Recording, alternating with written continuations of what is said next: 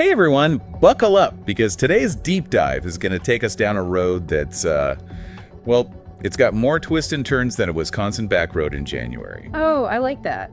And that's a pretty accurate way to describe the story we're diving into today, that's for sure. We're talking about Michelle Ziegler, artist, vanished in the 70s, and her story. It's gone viral online. Yeah, it really shows how the internet can take a mystery and, just blow it up and make it hard to tell what's real and what's someone's, theory. And with Michelle's case, it's a wild one. Disappearance, nobody could figure out what happened. Then they find her body, and it's like something right out of a Clint Eastwood flick. Right. And then all this online chatter starts, people coming up with theories. Some of it's even AI generated, right? AI getting in on the action, that's a whole other thing.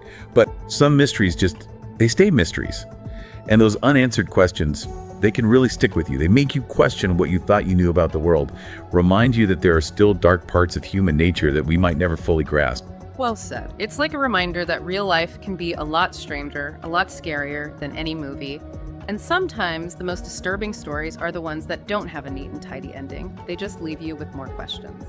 Thanks for joining us on this deep dive, everyone. Until next time, stay curious, stay skeptical, and stay safe out there.